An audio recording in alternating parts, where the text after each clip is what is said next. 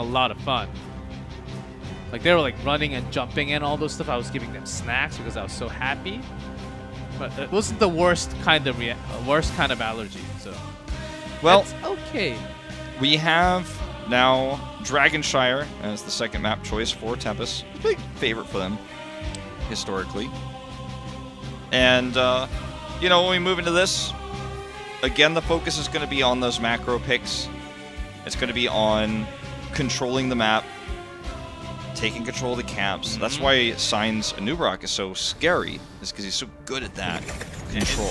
Garrosh as well. And more. And ETC. Like, if I had to pick an all-star Korean team, like, Sign would definitely be up there with maybe Tist. I would actually choose Sign on that tank role. If I had to just pick one for each role, that's actually pretty tough. Yeah, it is actually a lot of good tanks out here. We'll see the hammer ban, very common ban on this map because it totally crushes the 4-man rotation if you let that through. Genji, self-explanatory. And here's where it gets interesting. Because if you want here, and I'm actually a little bit shocked that nobody is doing it right now, I think you can actually ban Deckard Cain here.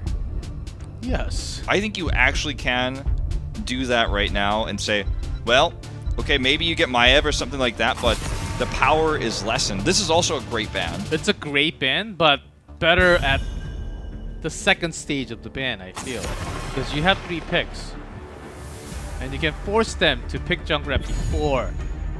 Which would open up one more for you. If they pick Hanzo here, or Deckard, actually I think would be great.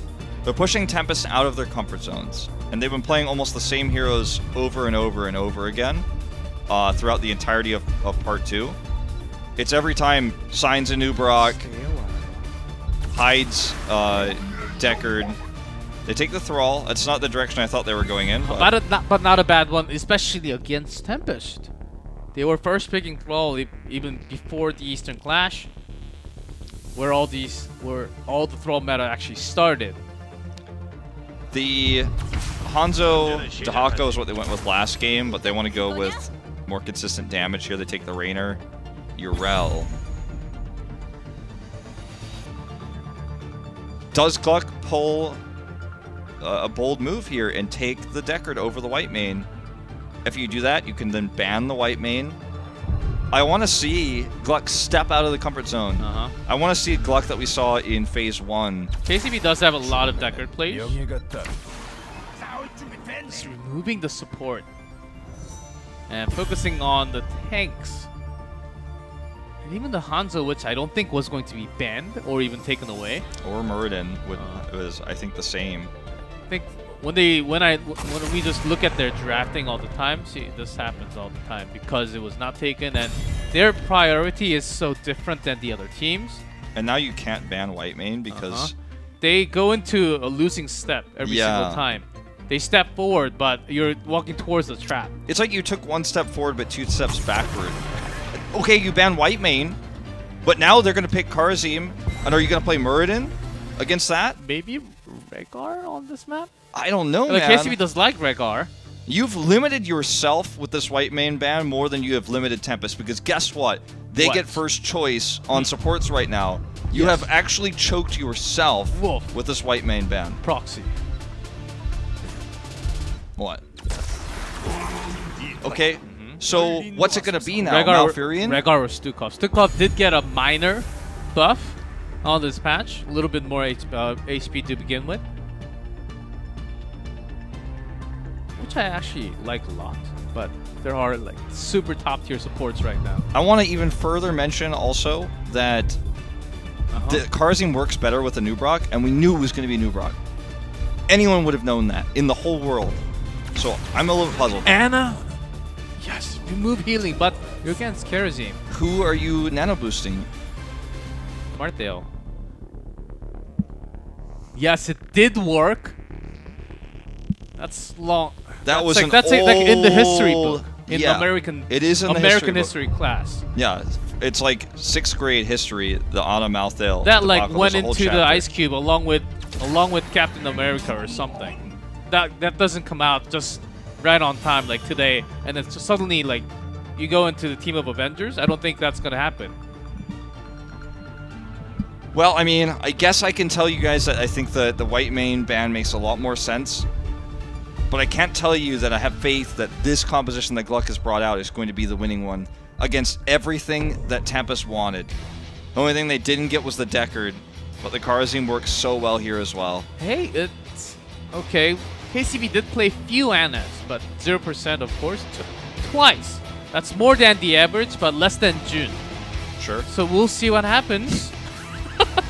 Well, June, he's probably played professional legally. I know everyone's going to be like, well, he missed the one game where he did. I'm like, well, I'm not surprised he did. I did miss the game if he did do it, but like, I would not be surprised if June played legally this year. So when you look at this, it's a winning matchup versus Urel. One of the only ones you're going to find in this meta. And that's why Malthael's picked a lot of the time, still nowadays. He's going to be very difficult to kill with Ana's healing on him and the Nana boost in later on fights because he has to take Tormented Souls.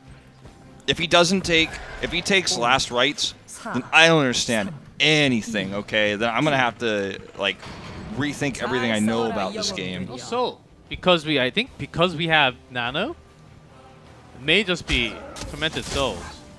Yeah, that's what I'm saying. Like, if he picks Last Rites, I'm like, what does this even mean? Sometimes you Nano Hanzo, which is not the worst in the world. You know, but it's certainly it's a bit of a distance away from the best in the world. Mycen getting focused, and Hanzo gone. So that's the amount of healing that you would want to have if you had white main. I think Hanzo actually could have survived. Imagine if you banned Signs and Nubrak instead. Oh, different world. And you left the white main open that they were never going to pick. Let's see where this Ana actually makes the play. I'm just saying, like, something I would consider. I love to see Ana in pro play because she's one of the most unique. I'm not sure what Lockdown's plan was here, by the way. He is so dead. Okay. Like, oh my god. Was feeling it was all for this. Debated play. At it least was all for this. At least 1-1 trade. Hey, maybe they'll get more. Sign gets stunned though, so can't use his E. Doesn't have it anyways to use it anyway. And heal ban almost worked. Okay, the Wait sleep for here. It. There's the stun. 1, 2, 1, 0, -1. This game, Wolf, I'm trying to stay together right now. What happened to our region, G Club? What happened? I mean, seriously. Well, alright, let's go back to the topic at hand. This is going to get Tempest and Dragon Knight because they're over the spot shrine. And they're going to get a kill on KCB who thought he could deny it, but spoiler alert, he was wrong. What I wanted to talk about is Ana's really unique support because she has lifesteal, she has a sleep, which is a really unique status because you put someone in a place where they're like permanently stunned for a long time. And a Binding Grenade, which actually has been shown a lot in Korean Hero League, especially against Deckard, and you want to against Kharazim too, if you want to have that AoE healing, then have the AoE heal ban. It's very good against Kharazim. It's hard though. It's hard. You have to understand the cooltime. Exactly. Yeah. And you need to know where they're going to stand, but they all have to stand about the same radius of that bio grenade. So, you know, it can be good against that. There's theory crafting, you know, here, but the other thing that Ana can do is that she can give sustained healing to someone, you know, like for example, imagine, you know, what White Main could do when she presses Q on somebody a million times. Ana is almost that bursty of healing, but it doesn't deplete her mana in 5 seconds. So she can, as long as she hits her Qs, just repeatedly heal someone over and over. And then you have to have the second condition. As long as your ally actually receives the healing. Yes. Yes. There's a second condition, which is the most important part. So, you know, Ana, if she is given an opportunity to heal Malthael repeatedly while he's using Tormented Souls with reduced cooldowns with Nano Boost. You know, that is the old combo. That's the Malthael never dies and the team fight is a wash kind of style that was why this was popular back in BlizzCon 2016 and BlizzCon qualifiers 2016. I mean, sorry, 2017. Excuse me, last year. And then we saw Ana become just a Li-Ming Nano Boost bot in BlizzCon as well. But after that, she fell out of favor with a lot of new supports added to the game. Some reworks and some old ones. GLuck is pushing this really hard. I like this because Tempest doesn't have any hard engage to follow this up. Like, this is the best they're going to get. And look at the positioning of Roxor. He's trying to shut this down. Asgard should be fine here. This is actually really well played. Good sleep target, but do not have the perfect burst. Asgard and Roxor are really communicating well together here, but maybe short-lived.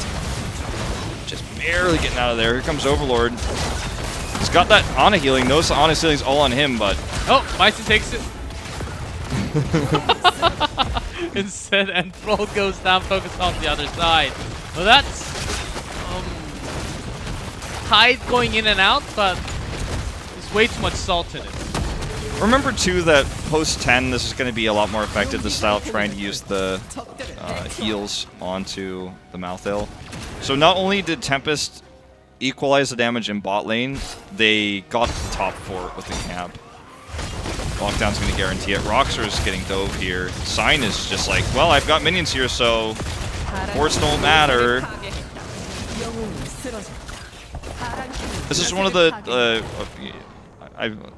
Go ahead. I was going to rant about something, but you probably have something more important to say. I'm just ranting. Well, KCB doesn't have 20 stacks yet, so it doesn't do the double healing yet.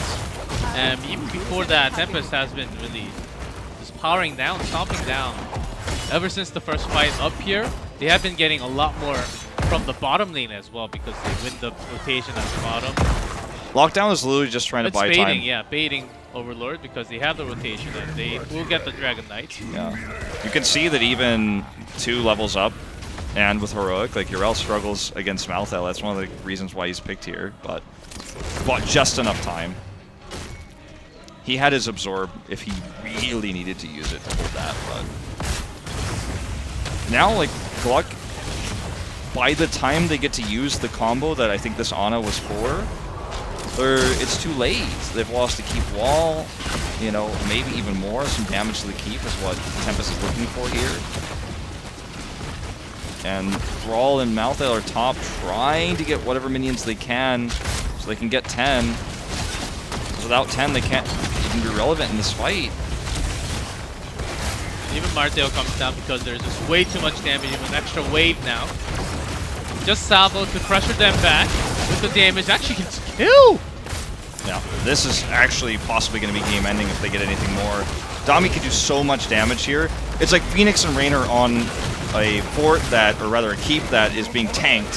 Hyde's tanking it. Doesn't even matter. It goes down.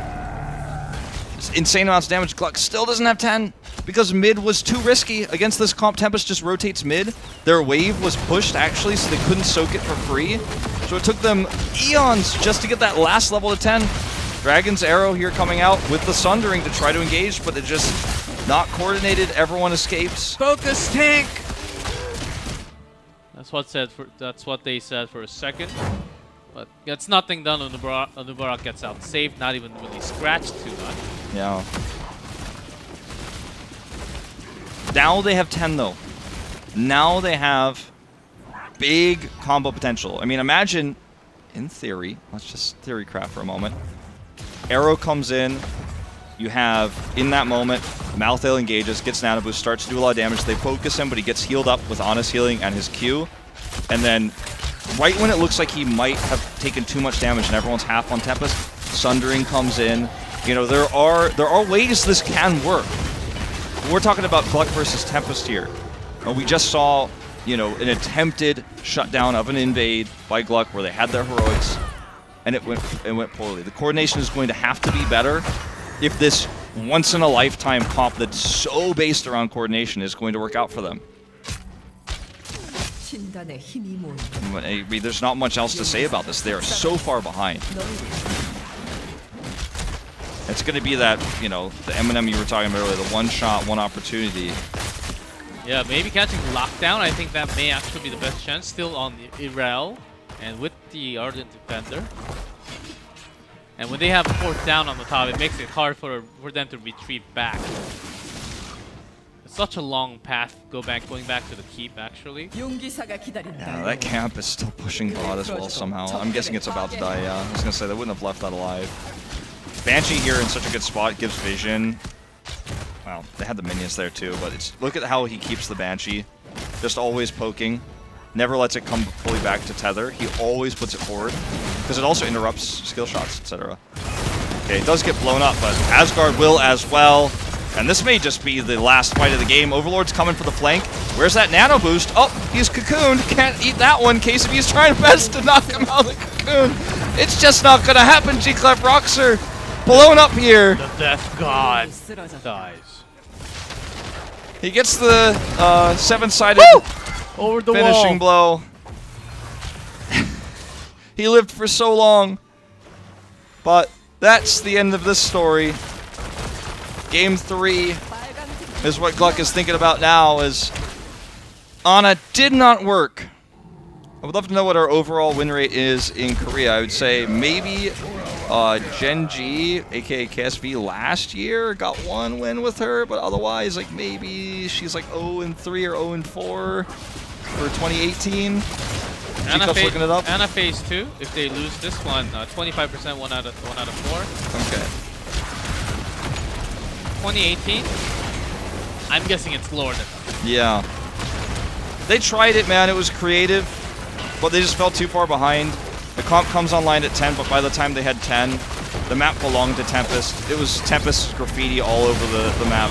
Yeah, few, but the level gap is way too big that the damage is actually not going in, because they need to focus on one and one only. When Tempest can just push, because they have Raynor, and Raynor would love to push along with the damage.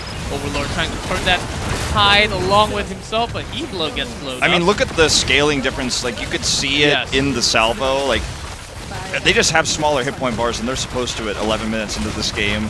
You know, after the arrow and the thunder, when that is multiple, barely gets 10% HP out.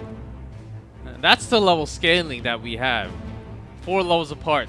I mean, this is probably, I could probably count on less than 2 hands the amount of games I've cast on Dragonshire at the end of 11 minutes. I was like 11:03 or something like that. Usually goes at least mid-late game on this map. It may be fun sometimes. I mean, you can see mixed emotions here on the team. It may be fun sometimes to ponder what a comp could be. 11:07 is the game time. What it could do, and to rethink old strategies. We saw it yesterday with the Hammer, Li Ming, etc.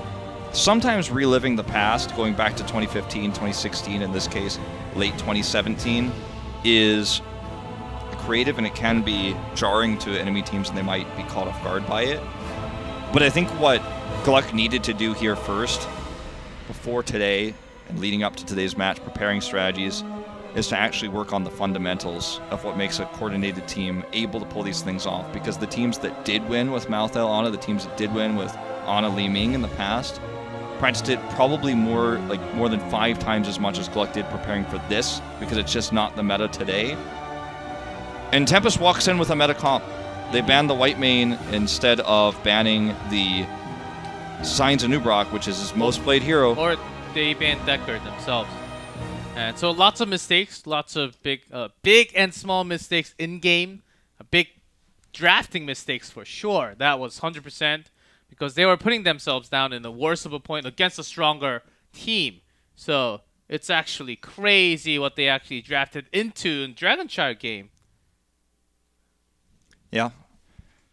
So it's one of those things that you don't feel great about it, because you lost out at the end of the day to a standard comp. You're trying to run something creative. Again, I think it's fun to do stuff like this when you know you're the underdogs, but when you think about what it means for the longevity of this squad, and if they ever want to avoid Crucible, or if they want to be a BlizzCon team one day. Maybe their dreams are 2019 BlizzCon. Like, the fundamentals are what need to be improved first. Yeah, it's really hard as a team to be in a league, try to contest against the top 3. Tempest is still really, really strong. I know it's got to be frustrating to go up against a team that you think it's going to be really hard. You know that's the fact, and that's not going to change any day. I think they just need to get together. The drafting, it seems very basic, you know? It's been happening so many times. Of course, we're on a newer patch, but the drafting is about the same, you know? There has been like a major change where you have to suddenly ban this. White main was a new one, but you still had a week of preparations to do all the drafting. It's not too much of a difference here. I think for the gap to kind of decrease to where it is right now, because obviously there's a gap. Like, there's 8 tiers in this league right now. I think for the gap to get smaller, the weaker teams are going to have to play standard and try to play up to the par. Because if they try to cheese, like we've been seeing a lot this week, it doesn't work out. We're going to take a very short break. When we return, we'll see if maybe GLuck can play a little bit more standard. Maybe they can turn this series around, or if Tempest is going to get the 3-0. 쳐다보고 있어요. 결국에는 마무리 지으면서 이거 펠리지다. 이런 식의 팀플레이 보여줬었나요? 그래도 하나는 잡고 왔어요.